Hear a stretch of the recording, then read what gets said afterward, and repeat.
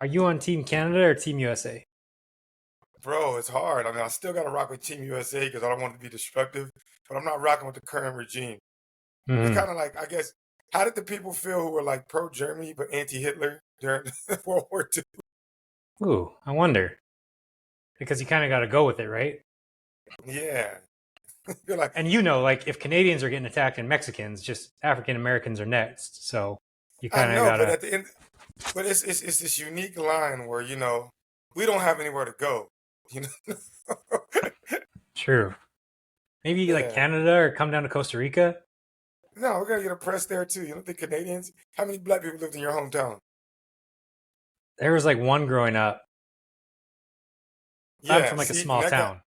I want that guy to do therapy. I want to see how he's be like, yo, I hate these Canadian racist bastards. Canada's worse than the Mississippi.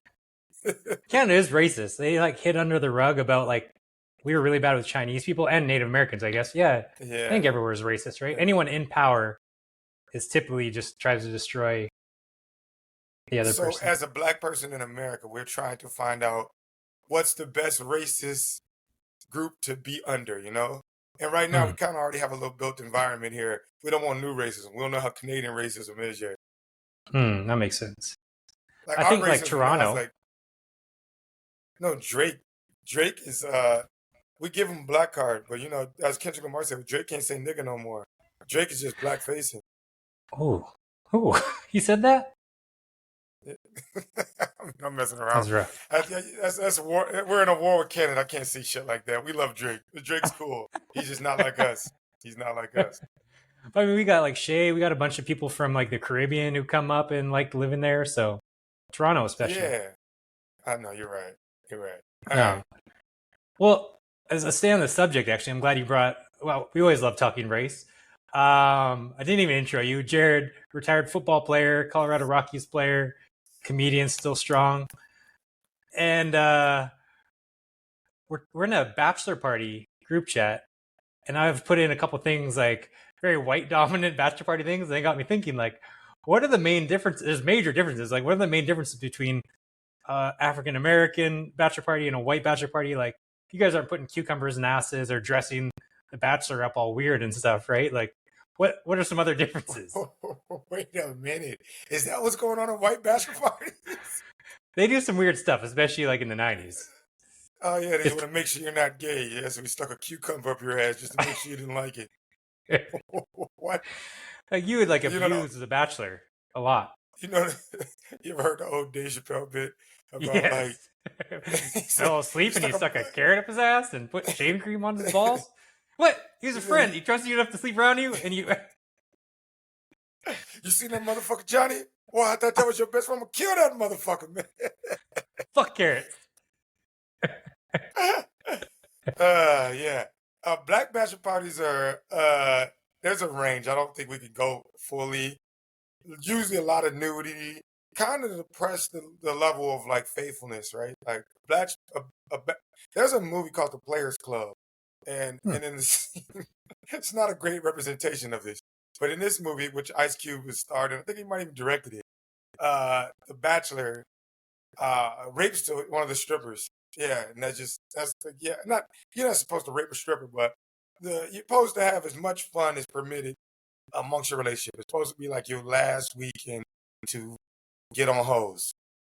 Is that not? Do Yeah, do yeah, white people is the bachelor trying to have sex? yeah. Well, I don't know. I don't want to answer because I don't want to throw any bachelors under the bus. I think it's more, Let's be honest. especially at How our how age, many wives are watching this show? probably a lot. Is your audience a bunch of people's wives? No, I think I've got a good mix. Um, well, yeah, I think like in essence, a bachelor party is guys or women out just getting their friends together. We like now, especially that we're older. I haven't been. I like don't go to bachelor parties because I just there's weddings or just whatever. This is the only one I've gone to in forever, and I Well, think it's like Josh because is we never. mixed. Mhm. But we We're also gonna like mention don't see names. each other now. Oh Like yeah. it's like so now it's kind of like it's more of a get together than like if you're 21, oh let's go to strippers and get hoes. Well, I think this is the problem. Okay, everybody gets older. Right? Like we're going to Mm, a bachelor party of that's a people above fact. 35. And as I've learned, 27-year-old bachelor parties, you drink every day nonstop for like 72 hours.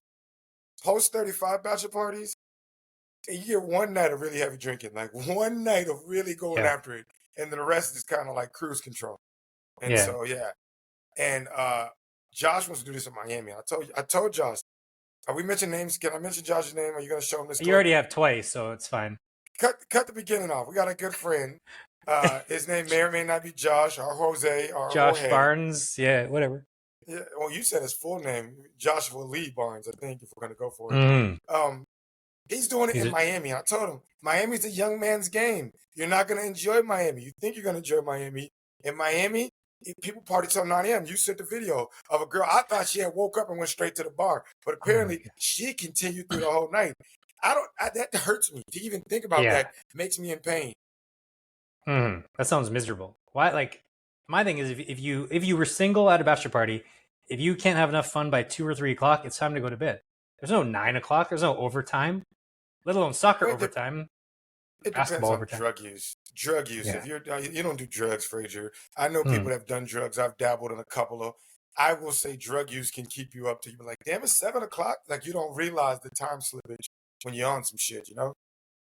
Yeah, I feel like it has to be a really good. Like I've had one really good night in the last 6 years where I've been out past 2 or 3 o'clock. Can't you're at an age? I don't want to take your age out here because you look a lot younger than you are, and you might can lie about it. Do you think you'll ever do drugs? Is that something that I can sway you on, or are you just kind of out of the loop? I feel like I've definitely like smoked with like y'all and like friends and stuff, or like edibles. Weed? That's not drugs. You ever suck dick for weed? Buddhist man. I feel like especially now at this age, why would you do it now? Why would you do it now? Like at this point, I've already skipped.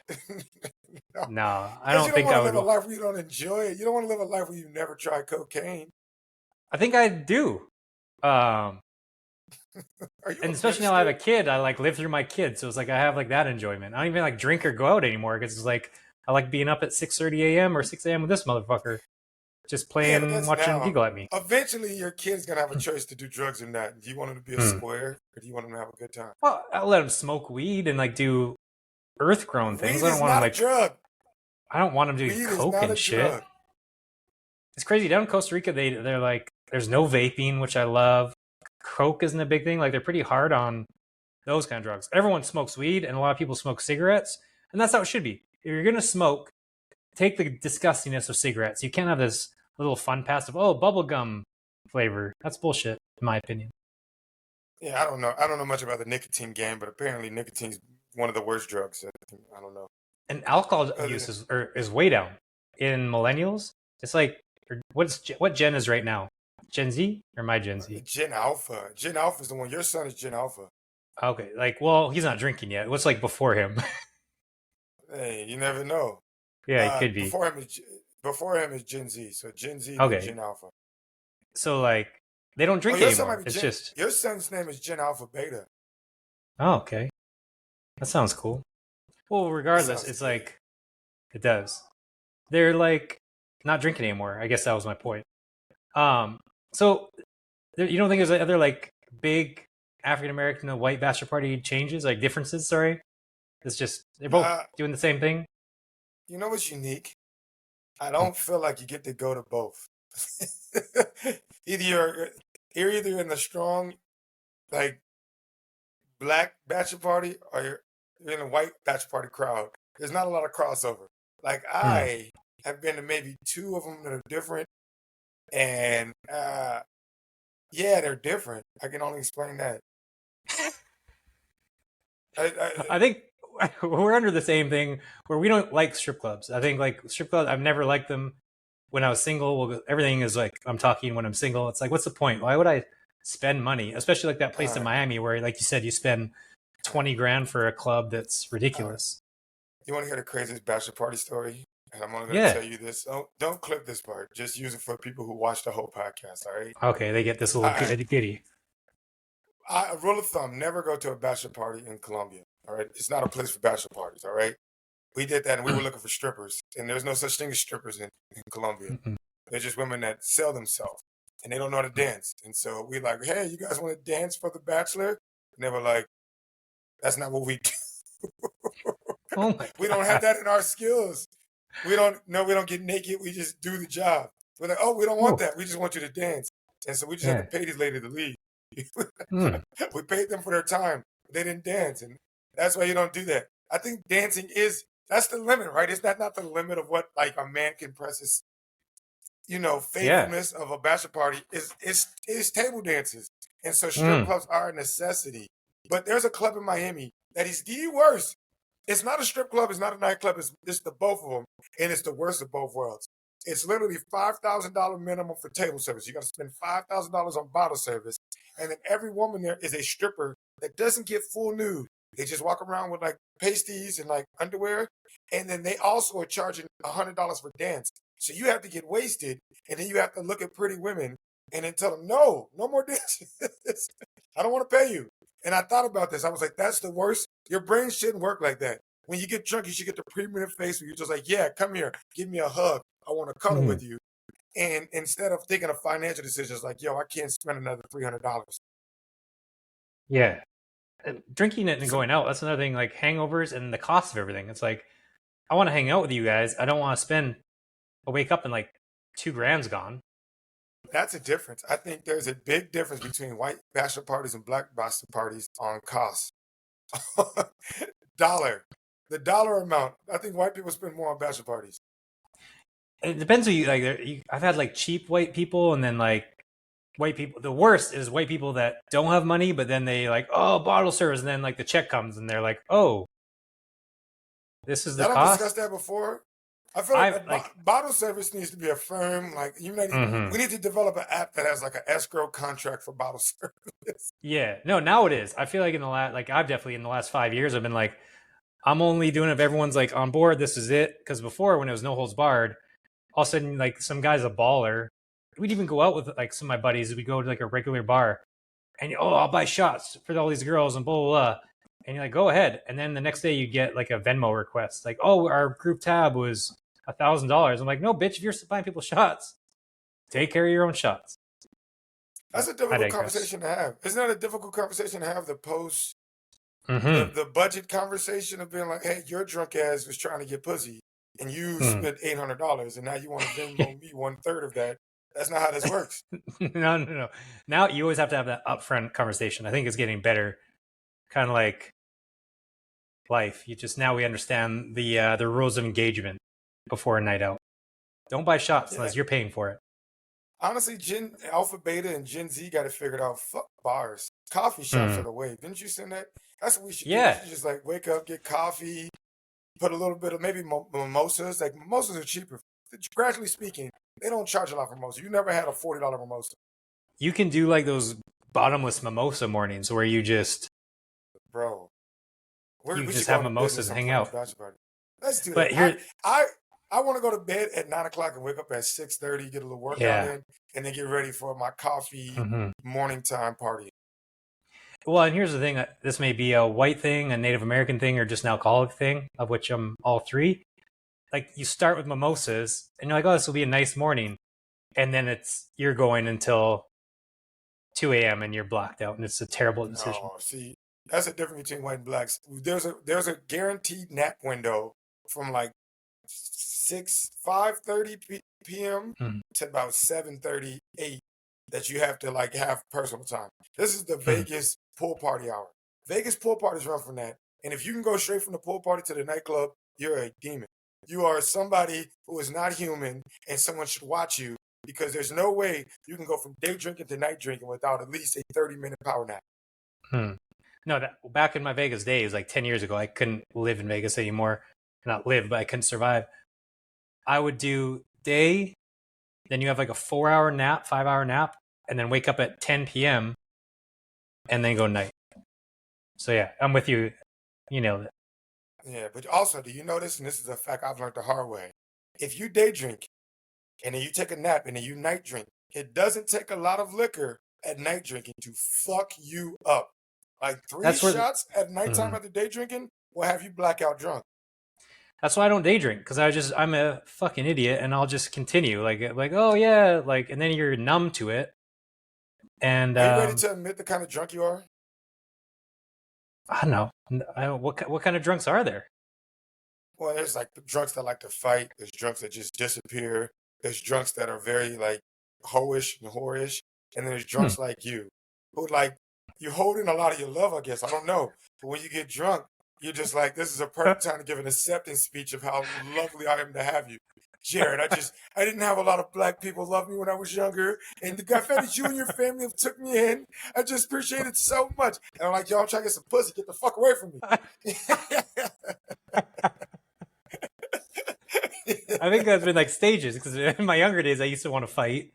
Then there's probably disappearing, but No, you're a yeah, lover. You're a lover. You're at your drunken state. You're like, I just never knew somebody like you could be in my life.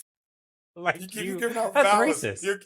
You're giving vows. You give out vows. It's like friendship vows.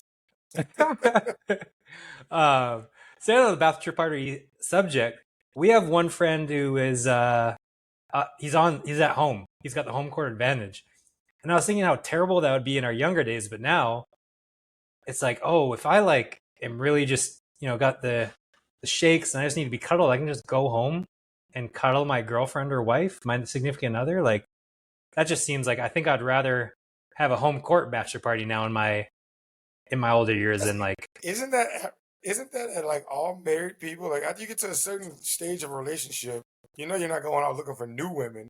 So at mm, some point of drunkenness, you just want to go back to the person you love, the yeah, person and who takes just care of you.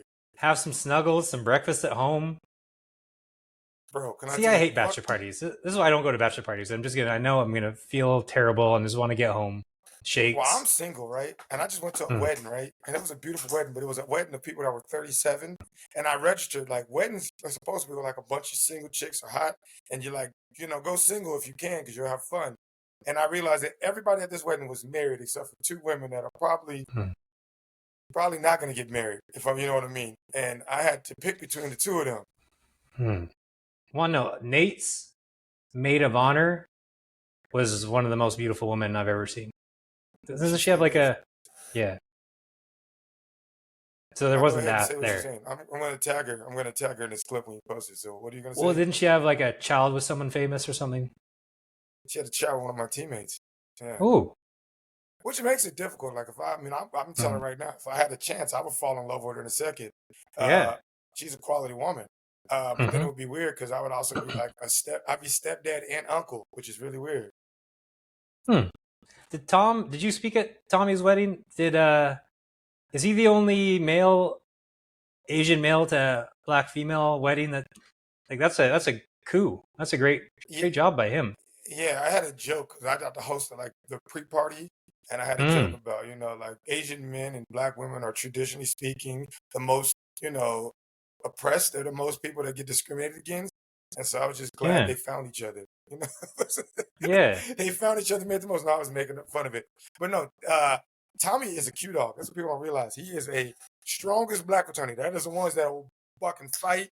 That's dangerous. Like it goes Crips, Bloods, Q dogs. That's the most dangerous groups of black people. Tommy Lee is a Q dog. He is that, but he also is a poet. And like I remember he was my old roommate. We would like eat. He introduced me to this because I'm a real nigga, and he introduced me to cheese, wine, charcuterie boards, and like Ooh. watching like rom coms, like Woody Allen rom coms, like Midnight in Paris. And I did it, and I thought I would never do that in my life. And I was like, yo, this shit is actually quite enjoyable. And so I Mm. realized, yeah, Yeah. Well, that's good. Also, I'm glad you brought up movies and white things.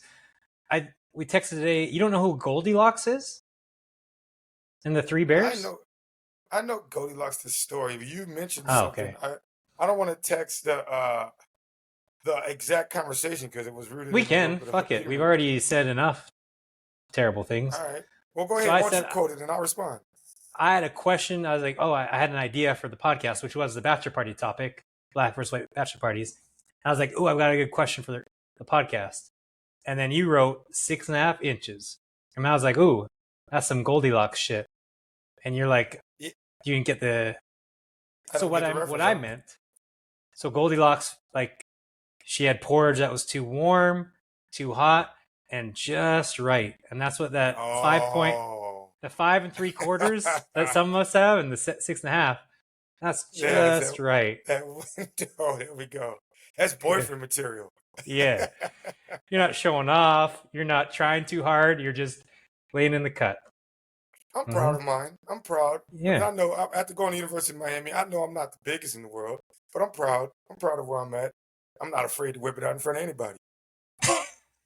That's another white thing. White guys love showing their balls and cock, where that doesn't It happen. sounds to me like it's a little bit of like, I would say there's like a 25% is this gay range that happens with your white friends. Black people don't Mm, play in the, we don't play in the, like, we don't gay chicken as much as I would yeah. say. Like, there's a firm line of like, "Ah!" you know, like we say, Raj wouldn't like that shit. He wouldn't Yeah. like that shit. Well, great. All right. Well, let's get into sports. I think we covered, unless you have other bachelor party thoughts. Boy, I mean, Also, we did you got know? pretty out there. This is a sport Yeah. podcast. We talked about our penises, bro. Uh, I mean, there's penises in sports, Yeah, except who was it? for Jalen Carter? Remember Jalen Carter ran his 40 and his dick fell out? that happened. Yeah, you can like see his whole meat. How come he should have gotten drafted higher? He fell for that, huh? People were like, Yeah.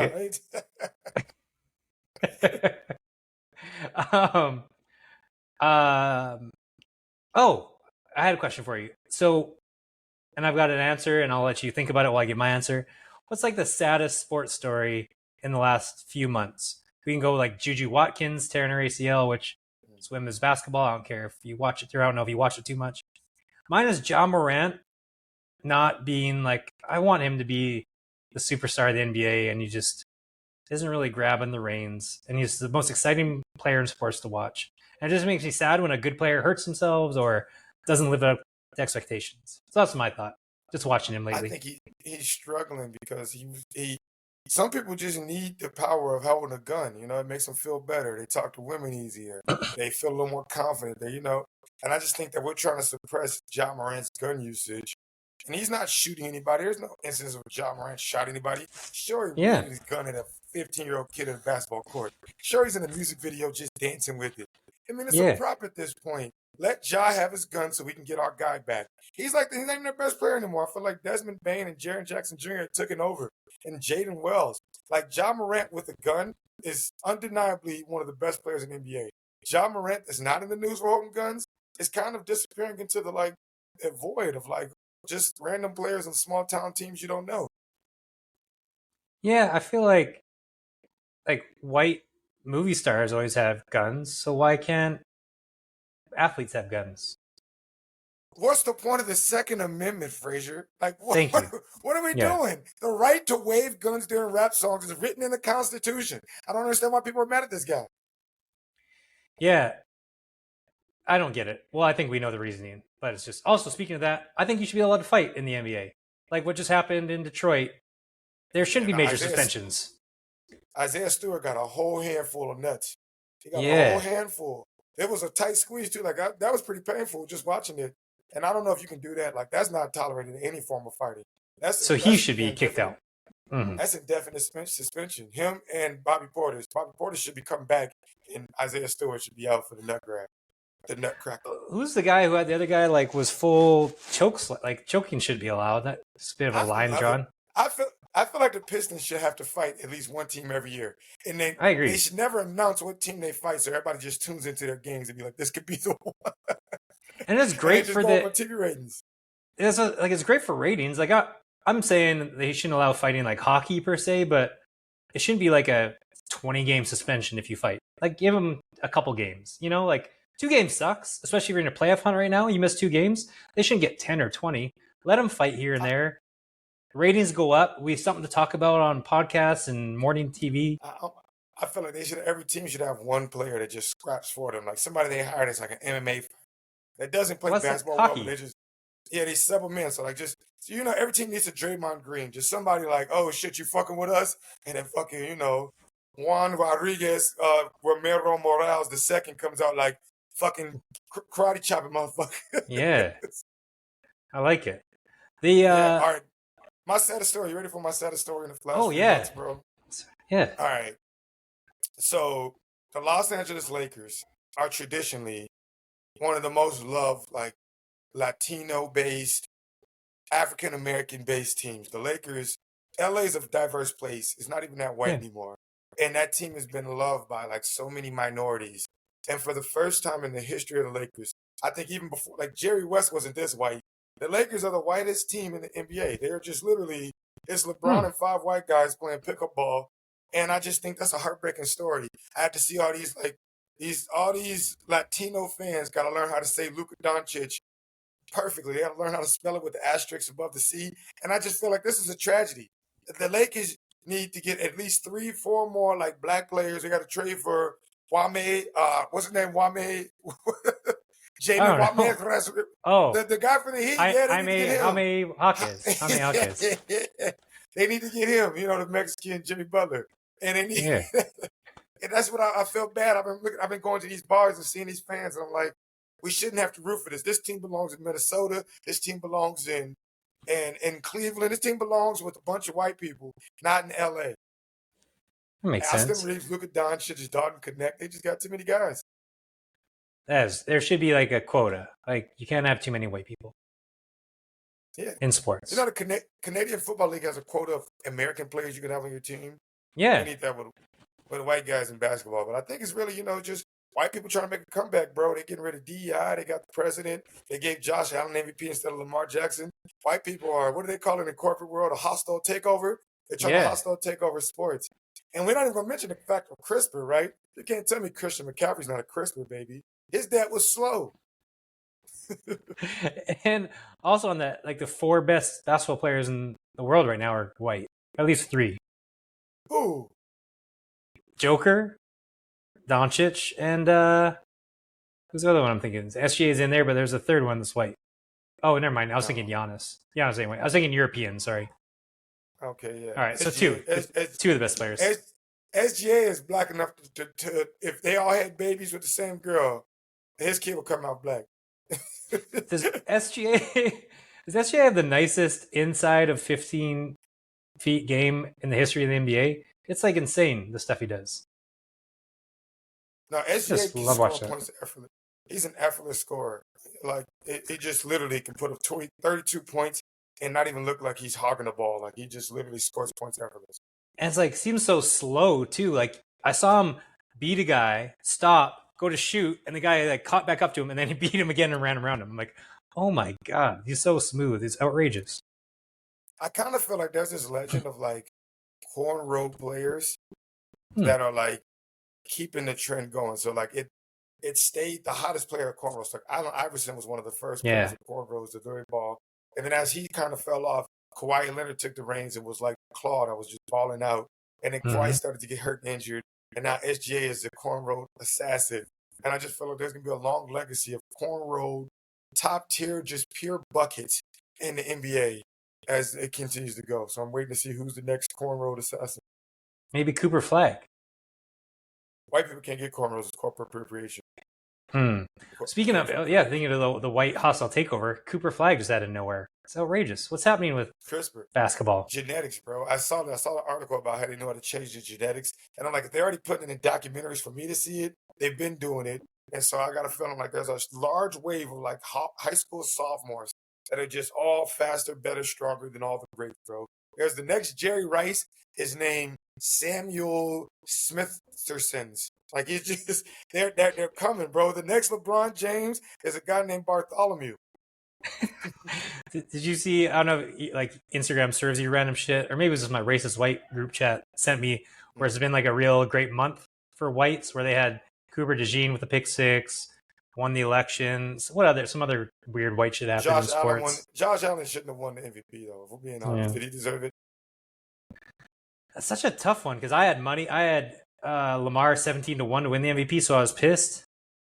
He beat him straight up. I think the big thing was just Derrick Henry being a beast. Like it took some prep, but I mean, I don't know what. Get out of here! I can't believe that. All right, it's whatever. It is what it is. Anyway, I'm on the speaking of fence. gambling, speaking of you having the ticket and gambling, I've come to the conclusion that gambling outweighs fandom.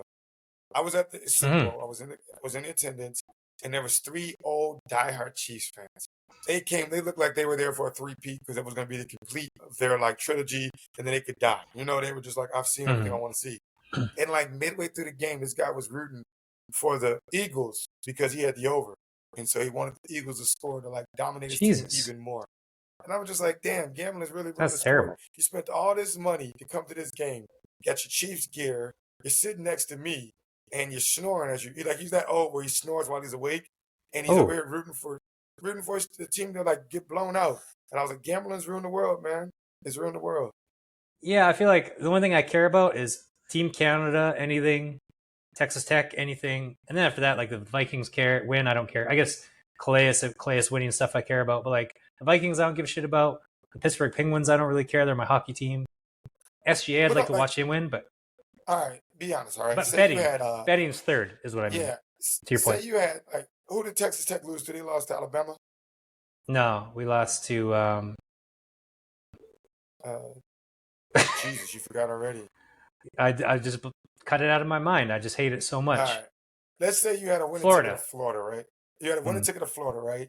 And Texas Tech plays them. You bought them Florida at the beginning of the year, and you're going to get paid $1,800 because you got the tickets so early and they were heavy odds. And they play Texas Tech in the Final Four. Who do you root for? I think that says I do that often. It's like a mental hedge where it's like I want Texas Tech to win, but if we lose, I made money. So I'm like, at least it's like a bit of a not as much as a pain as it should be. But Well, actually, I haven't done. People look at like mental hedges as a good thing. That means that you're guaranteed to lose in some way. You're guaranteed to fill the plate. And so you're like, well, at least it's not as bad. Half empty. That's very glass half empty. Mine's glass half full. I'm trying to find an analogy that fits it, but it's like, it's like, all right, this is where you got to cut things out. It's like, do you pull out because you're not sure if she's on a pill, or do you just enjoy that feeling? Like, go all in and be like, I hope she's on the pill because I'm gonna enjoy this nut, or do you pull out right before it comes because you're like, well, I want to be on the safe side. I still get to have the orgasm, but not in the most epic way. So we can rephrase it from a mental hedge to a pullout hedge. Yeah, which one do you think is better? Don't you want to just feel the full outcome of this pure joy? And so what if she gets pregnant? You got to just deal with it? Well, I would much rather, like Texas Tech, I had money on Texas Tech. So in this scenario, I was all in on them. But like in your thing, if I had Florida at the start of the year, I'd be like, oh, well, at least I might make some money with Florida. But yeah. So I think the pure full orgasm. Gambling is ruining sports. It's literally ruining sports. I miss the old days where like people were just fans of their team. It wasn't about rooting for +6 or same game parlays. Yeah. I just want people to be like, I want my team to dominate. And so if you're rooting for Florida in any way, shape, or form, fuck you. Also, like, people who bet but don't really understand sports are the most fucking annoying people on earth, where they're like just cheering for a +6, like a 6-point spread, or like, and there's like yelling for no reason, and just, oh my God. From my gambling days, you'll learn any sport from sports betting. You know what's interesting? Let me ask you as a bettor, because this will determine if I think you have a problem or not. In all your years of betting, have you ever put a bet on table tennis? No. All right, good.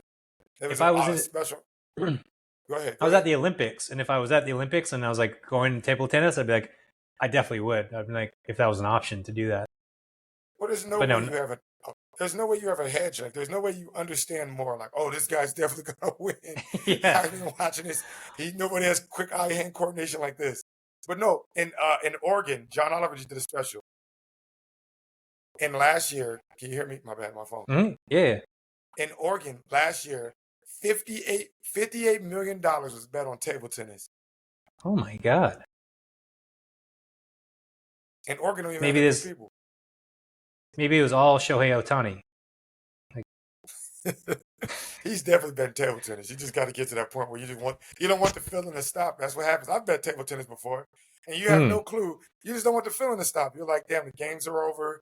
There's nothing until 9 a.m. tomorrow. What's able for me to bet on? And there's like always good old table tennis sitting there waiting on you. Yeah, well, that's what's nice about like when you can bet. Like I said this in my gambling podcast, that if you want to dip your toe into gambling, just put $20 on a game and it makes it more fun. You don't got to put 100. Like, obviously, it's a slippery slope. You don't need to put $1,000 or 10,000 or 100. But it'll get there. You can put 5. Fraser, yeah, you mentioned earlier that you don't do drugs, right? You're just like, I don't do drugs. Why don't you do drugs? Can you just give me a one sentence reason why you don't do drugs? I never had, so there's no point doing it now. I'd always played sports, and I never drank Exactly. like in my younger days. So if someone would have bring it to you at a younger day, you would have been doing drugs. It's not. There's no reason bigger than I just haven't. It was just like I was playing sports every day, all day, pretty much, and it was like I All didn't right, want that to kind of get in the way. you're not giving me the answer I want. At some Sorry, point, you got to go. They're dangerous, right? I don't want they're to get caught dangerous on too. something. Yeah. That as No, well. you Yeah, I didn't don't give want to me get that. addicted. No. Ooh, Yeah, you didn't give me that. You didn't give me that. ask me All that right. again because I do have a good answer. All right, Fraser. Rewind. Yeah, Fraser. yeah. Why have you not? Give me one line on why you have not took drugs. Health was always a big thing, but also just I feel like if I felt that excitement and euphoria of cocaine, let's say, it scares me. Like, would you ever come back? This is actually a true thing. I was always like, among like the health, I was playing sports, that was true as well. But I was like, what? I'm already having a good time drinking out with my buddies, and if cocaine makes it even better, would I ever come back from that? You know, it'd be like, okay, now I have to have cocaine every time I go out, or Adderall, or whatever the fuck. Yeah. So, And yeah. that's a good answer, and I respect that, and that's a good reason not to do it. Now, with that Yeah. same vein, why do you sports gamble? It's very similar. Sports betting and cocaine have similar brain patterns when it comes to like Mhm. watching the game and the dopamine you get.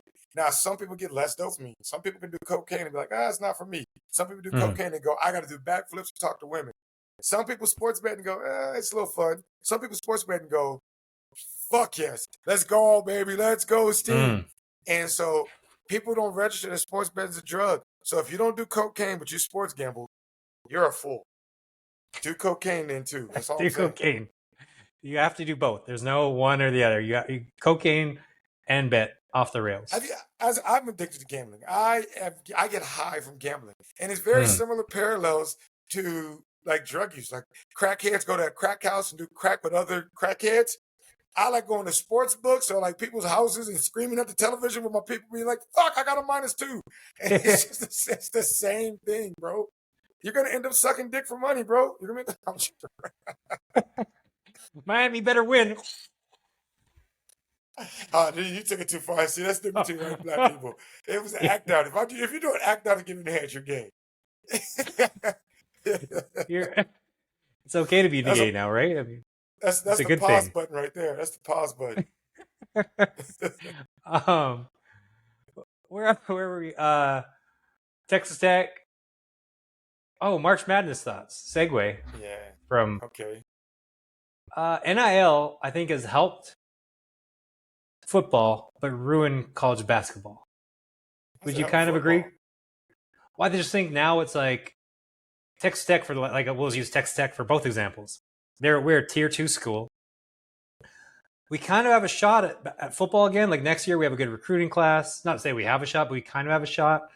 You know what? Boise State was in the playoff. OSU, I guess, is a top team. But like the last 20, since Michael Crabtree, we have not even had a sniff. Like we're a 500 team. The Alabama wins every year, or Georgia, or Ohio State. Like the same teams over and over and over. So now it's kind of redistributed things a little bit, where I feel like there's a bit of parity, where college football was zero parity for the last 20 years. Basketball, now we can get into basketball, but that was my thoughts on football. We can talk about basketball afterwards. I think you're absolutely wrong. I think you know nothing about sports. Oh. I think it's hard to be a fan of a team now because the fact of NIL, that too, and the transfer portal has made it that any team you like, any player you like, you can root against next year, and any team you hate it. Like I got to root for Carson Beck this year. I fucking hate Carson Beck. He's not my favorite quarterback at all. But now I got to root for this guy because he's on my team, and I don't want him there. It's just kind of to a point where you're like, hey, let's get our guys. The guy who committed to us as a freshman is the guy I want to start. Not the guy that was mediocre at Georgia to come over to my team. And that's what the NIL does. And now I got to look at this guy making way more money than I'll ever make, and fucking Colombian women and beautiful Latinas while having a girlfriend that's a gorgeous dime piece. He's living the life I want, and he doesn't deserve that. He needs to stay in Georgia and have some woman whose father is some kind of oil mogul, and like that she's kind of chunky, or at least going to be chunky in the future. That's what he deserves. But instead, he's living my fantasy of getting some Eva Mendes side chick while having a gorgeous love and basketball story with the super hot next Paige Beckers. I don't like this. I don't like it. That's all true. I think NIL is terrible for both sports, but I think at least football is a little bit better. Which I also think, to your point, football, at least it's a lot more of a team sport, so it's harder to just leave a team and be like whatever. Or basketball, you can be more one-on-one, pick up an offense easier, less continuity is necessary. Like basketball, FAU, for example, is never going to be good ever again. Where two of the better players in like the Elite Eight went to FAU last year. Then they transferred to Florida, and I forgot the other team. Texas Tech is full of transfers. It's terrible. And that's even worse for football or basketball, I mean, because people can leave much easier than they can in football. But yeah, it's ruined ball sports. But they get money, though. They get money. They still get money. But yeah, that's why it's worse for basketball, because NIL ruined basketball because now mid-majors have zero chance. How I want to No, they still do.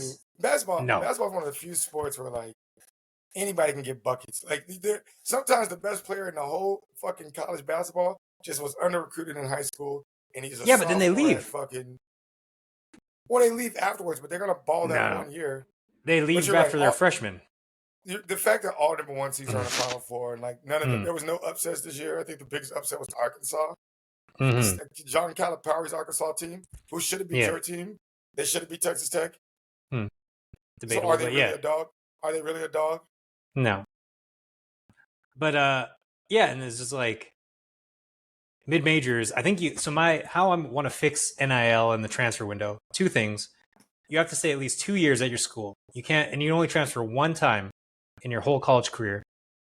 Then also, I want to bring in some soccer, where if you leave like the mid major, let's say FAU, and the dude moves to Florida, they have to give him some percentage of whatever, like a transfer fee, like you get in soccer. So whether that's 10% of whatever the guy was getting, they need to be made like a little bit whole. Because what if this coach is great? He's like, I found this under-recruited guy, I made him into a superstar, and then the next year he's just gone and starting from scratch. What if they get mid-majors? Trades? What if you had to give up a player too, and the other team had to sell? Yeah. They're like, well, all right, we'll do that, but you guys got to give us your 3-star recruit, the guy. But at least, because now mid-majors have zero chance. What mid-majors made it deep at all? None. Let's be honest. If you're going to a mid-major school, you're just there to get an education. It's not there to win a championship. Nobody goes to Bowling Green like trying to win the title, baby. It doesn't happen that way. You're just trying to play enough big schools that your team makes money and try to make it competitive and cover the spread. That's all you're doing. And really, you're probably getting paid by the mafia to do Tuesday night football games so you can, make somebody millions of dollars, and they'll give you back $100,000 before you become a car salesman in Ohio. What percent of college athletes do you think gamble on their own games? Like, or not, how many? Is there like 10, 15? I mean, 100? If we're being honest, if I was in college now and there was betting gaps and things like that, and I was getting $40,000 from my NIL for my team, I would be a millionaire. I would be a fucking millionaire. I would just go to player props and be like, oh shit, the motherfucker out there is hurt. Let me get this motherfucker on the under. Oh, Jacory definitely throwing a goddamn interception. Was Jacory your quarterback? Jacory was my quarterback when I was there, and he was in practice. I knew it. He was good. Don't get me wrong. Jacory may watch this. Jacory is a good quarterback. He just had too much faith that his guys were better than you. Because I'd be in practice, I'm like, why is Jacory throwing the ball right to me? And they'd be like, oh, okay, Darius is here, but I'm a fucking baller, bro. Give me that fucking pick. And I'm just like, you can't just throw the ball right to me. You got to wait till the guy's open. What are you doing? He was like a poor man's Aaron Brooks. I always like watching him play. We would have went to the BCS. We would win a BCS game that year. I think the only game we really lost was Virginia. We lost to Clemson that year. We finished number 9. We lost to Clemson because he threw 2 pick sixes and 4 interceptions, and we lost in overtime. It's very Aaron Brooks. No, he only threw 1 pick six and 4 interceptions against them. And then against North Carolina, we lost North Carolina by 3. And he threw 2 pick six touchdowns and 3 interceptions. And like we lost 2 games. We'd have been 10-1 if he doesn't throw those interceptions. And we go to the BCS game. And then they ended up getting Coach Shannon fired because he only had 4 years to go to a BCS game and he didn't do it. Damn. It's interesting. And I seen it. I remember Jacory, man. He was going on dates with Hoops, Shaq's old girlfriend. He was going on dates with her in Miami. And, he was talking about what suit he's going to wear to the Heisman Trophy. And they're like, bro, it's week 8. It's week 8. Relax. Speaking of football, is Joe Shane the worst general manager in the history of football? What makes you say I was that? speaking of pick sixes. So he already has like the Barkley thing. I guess it was more just unlucky that was recorded. So that happened. Well, it's just, then it's like, go ahead. But then he was just like, okay, you know what? People make mistakes. He also let go of McKinney, who ended up being an All-Pro, best safety in the league in the same year because he didn't want to pay people, which makes zero sense. But that's fine. That happens. But then it's like, hey, you know what? You got another chance at this. What are you going to do? It's like, I know what I'm going to do. I'm going to be in the Jameis Winston business, and then I'm going to pay $20 million for Russell Wilson. It's just mind-boggling. I think he's the dumbest human being on earth. That's a unique thing to say. I think he has a hard time. Most free agents don't want to go to the Giants because of the taxes. The taxes in those places are extreme, and so you got to pay much more money to even get competitive. That's why Miami and a lot of these Florida teams get recruits easy, or Cowboys. Places where you don't get income taxes are better for players to go. Saquon Barkley, in hindsight, was a very terrible decision. But just given the fact that you can get a running back from some mid-American conference rookie to do, 700, 800 yards in a season, why would you pay $30 million to a running back in modern day? And so I get it. And you're making it seem like he's just trying to save cap room to, put in his pocket. He's paying people. It's just you got to pick and choose who you pay. And so I just feel like you're giving him a tough time. Daniel Jones was a quarterback he drafted high. He showed promise in certain games. But, yeah, for the most part, you were kind of hoping that maybe he becomes who he was. Because they went to the playoffs, didn't they, the year before? That's why he kept Daniel Jones. They ended up going to the playoffs. I think that was like 3 years ago. They beat the Vikings. Well, either way, your quarterback beat the playoffs. I mean, I think Blake Bortles get a contract extension because of that. You got to, like, maybe he figured it out. And so, yeah, don't make him feel like he's terrible. He's not like Dan Snyder as an owner. He's good. Oh, yeah. He's I working think with he's his hands awful. behind his back.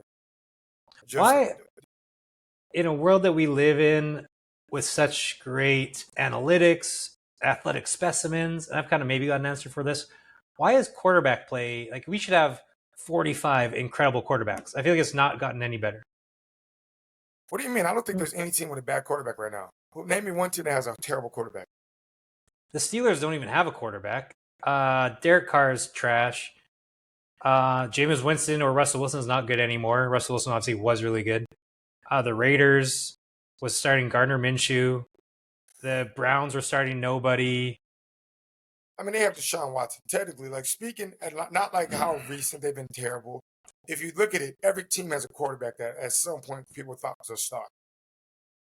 Well, at some point, but I mean, you can say that at some point everyone was a star, like in college. No. There's quarterbacks that are complete busts. There's teams that have bust quarterbacks that have been terrible throughout their careers. They have bad luck with quarterbacks. I mean, to be honest with you, if you want to know the quarterback, I think is probably the most least fit for success. And Trevor people Lawrence. Won't come at me. How'd you know that? You knew that right really? away. Well, I knew it was going to be someone white because you hate white people, so that was easy. I cut out a good amount. Yeah, but I also like the whiter you are. Like Drew Lock is fine to me because he knows rap songs. But like Trevor Lawrence looks like he still drinks beers and goes to country music concerts and like fuck you. You got to be really good. I feel like he didn't get the crisper. I don't think they gave him the right crisper. He's like fast, but he's not like running quarterback. He's not good. He has to be like because he's not a full bust yet, but for how highly touted he was, and if he continues on this trajectory, he definitely has to be like there's the Ryan Leaf bust, and then there's like he's right there of He's different types of busts, but a bust, right? You know what I'm saying? He's like Jake Locker. He's like that. Jake Locker was retired. The funny thing about Jake Locker is I was always saying, and I said this about every time about quarterbacks, but he never won in college. He was like a specimen, but he was always like a 500 quarterback at Washington. And I was like, why would you? Yeah, he was nice. I was going to Washington when he was there. Like they were using him to recruit how good the quarterback was, and I was committed to UW when Jake Locker was there. They always had if you're not winning in college, I just don't believe in you too much at the next level. And Jake Locker was that perfect example. My life would have been so different if I went to college at University of Washington, bro. I probably would have started sneaking into Canada to talk to Canadian bitches, and I'd have found me some really trust fund girl to be married, and then have mixed kids and be in Canada half the years, and then when the war started between Canada and America, I probably would choose Canada. And at that point, I would have to be going into politics, and I might become the prime minister of Canada if I'd have went to UW. Maybe we can get married and then that way you can go to Canada and I can get my child American citizenship. I know. Like I need to. You got to disown your child. I'm not bringing in a baby into our marriage. Well, I'll just take care of him, and then we'll have like a stepmom. Jessica will be the stepmom. We'll be married on paper. That's perfect. No, I love what we're doing here. I don't want to get married to you and not get the buns, bro. Like I feel like.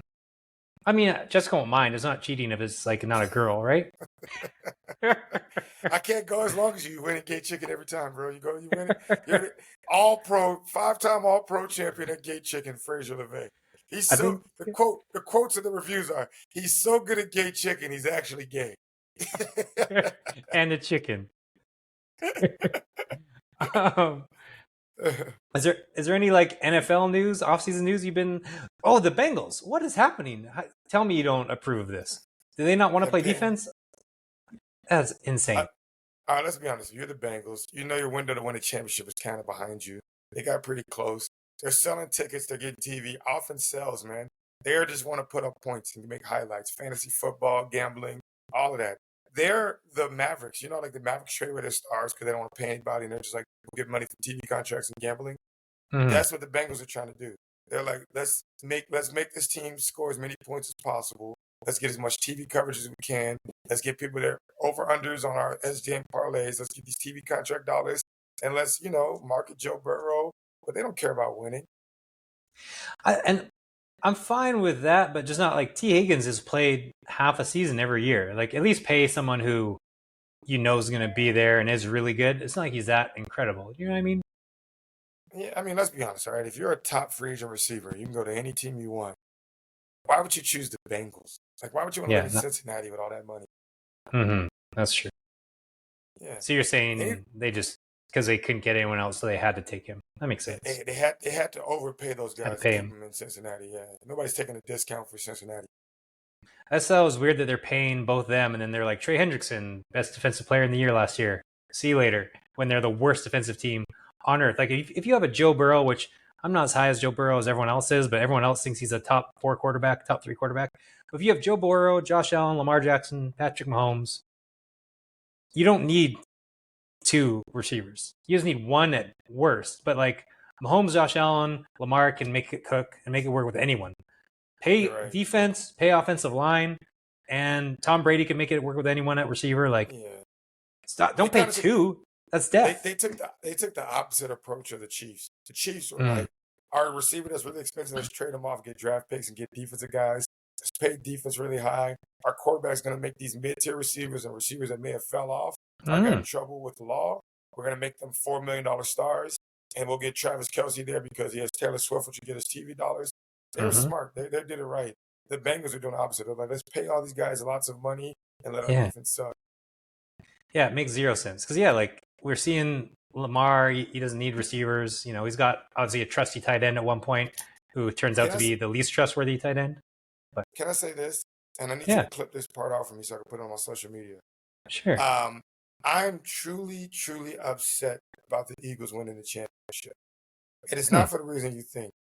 All right. From my experience, Eagles fans tend to be the worst people you meet. They're really drunk, very aggressive. I mean, they're the kind of people that you have to grease up the safety life poles because they'll climb it. And you don't want people falling off on your strollers or your babies. And what happens when a team wins a championship is that they have a population boom because everybody's excited. But our girls like, oh, my guy's team won a championship. I'm going to have some sex with them. And they're drunk and they don't pull out. And they have babies. They have lots and lots of babies.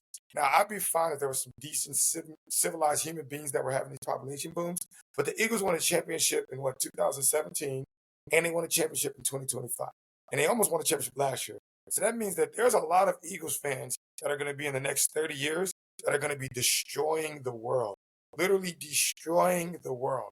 And so we really need, 49ers to win a championship. We need some team with, some savvy parenting skills going on. But I just feel like Eagle kids they're giving the babies beers. That's what I feel like Eagles fans do. And so I don't want this for the future. If we have another population boom of Eagles fans, we're done for as a civilization. So you just want good cities, calm cities to win championships. So then we don't have babies causing a ruckus. Yeah. If you need to have Ivy League schools and better traffic, warm climate locations, I feel like. Do you think So when did Alabama win their championships? Like 3 years ago. So like in 18 years, we're gonna have a lot of like what happened? A lot of mental health issues, like mental disabilities if you fuck your own cousin. So I feel like we're Yeah, gonna I have would imagine. Yeah, a lot of mental he'll have brain yeah. issues in Alabama because they're all banging Because each that's what other. happens. Yeah, if you win your championship, whoever's home is who you got to get pregnant with.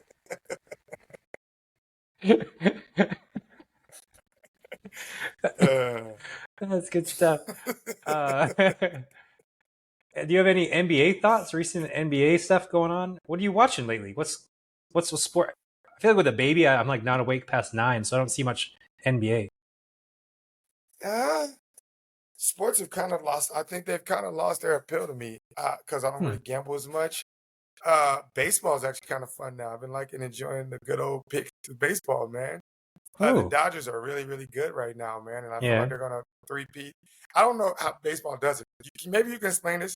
How do they just have teams be like, yo, we just want to pay all the best players to get on one team and just like literally landlocked? Just if you're a star, like they are like NIL in the NFL, like Hmm. NIL in college football. They're doing it in the MLB, where the Dodgers literally have every star player. They were like they were one of the top candidates for Juan Soto to join. Could you Yeah, imagine that? Shohei Ohtani, Mookie Betts, Freddie Freeman, and Juan Soto. It's like literally yeah. the All-Star team. That's why baseball sucks. There's no real like there is a salary cap ish, but not really. Like there's no real salary cap. I don't know. It's kind of dumb. Exactly your They point. don't. How come they don't have baseball in Canada? They do. The Toronto They got the Blue Jays. Yeah, Blue but there's Jays. like there's no league for you guys. Do they have a Canadian basketball league? It was started in Canada. They don't have an NBA league in Canada. Yeah. Well, it's not like the NBA. It's just like a Canada basketball league. You never heard of it. The CFL So is I the was only thinking, one that's like known-ish, but there's like soccer. It's obviously not nearly as good. so they don't. The only league in the whole of Canada is the CFL. They don't have any like hockey leagues or. Well, no, because they play in the NHL. There's Damn, like a Canadian basketball league, and there's a Canadian this Terra Force soccer. gonna destroy your teams. It's gonna destroy sports. You got to root for the Montreal Argonauts. Come on, bro, get out of Yeah. here. The I, Calgary Stampede.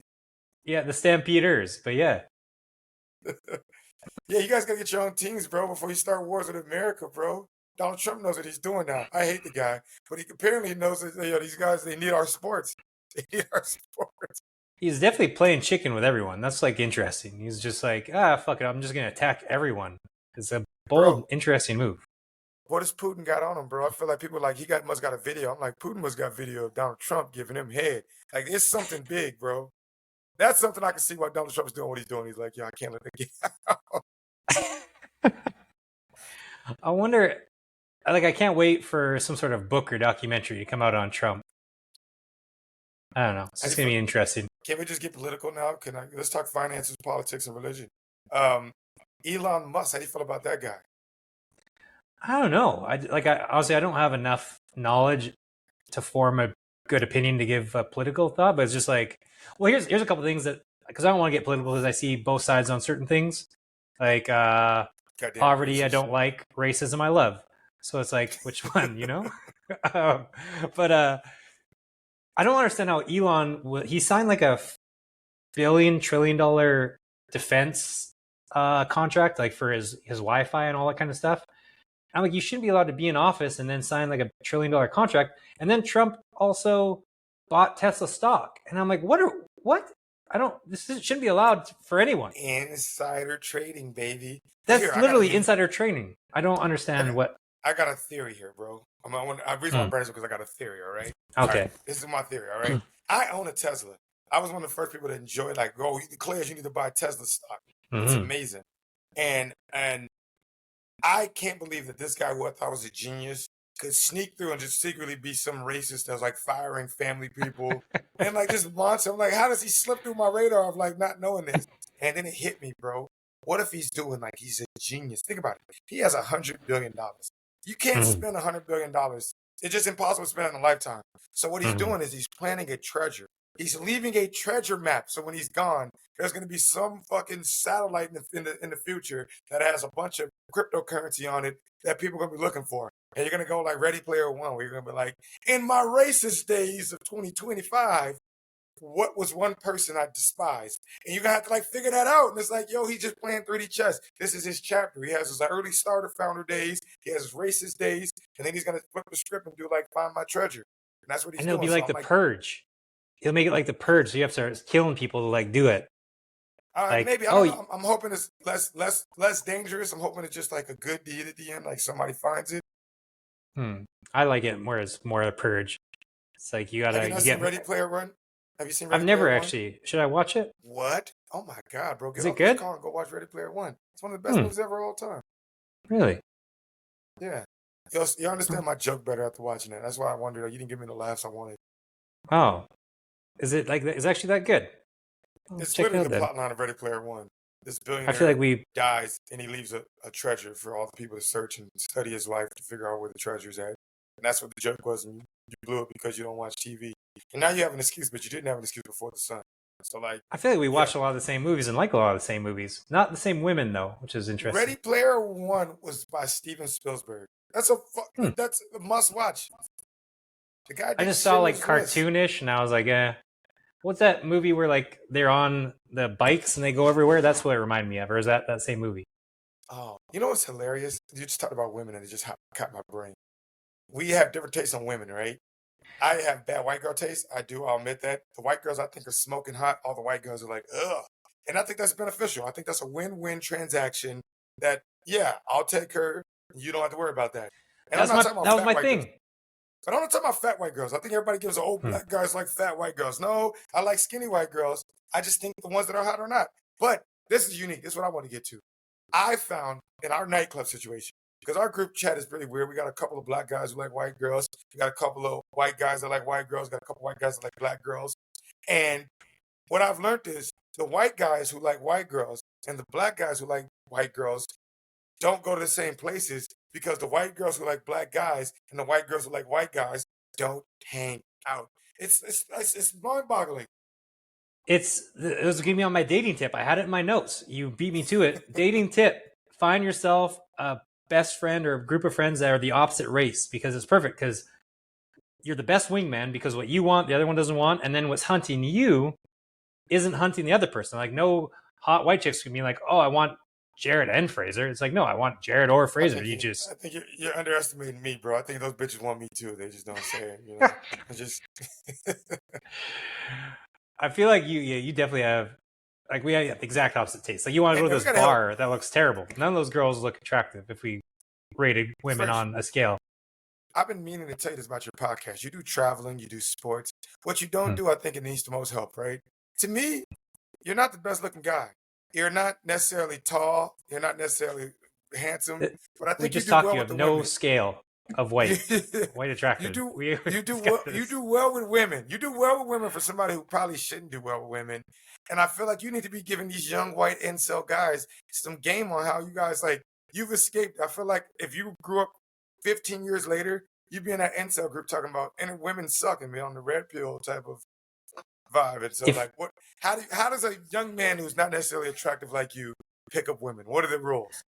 This just goes back to what we talked about. If you were like white and not you would definitely want to fuck me. I am a 9.2 out of 10. Like, you are outrageous. What? It's like Brad Pitt and Fraser.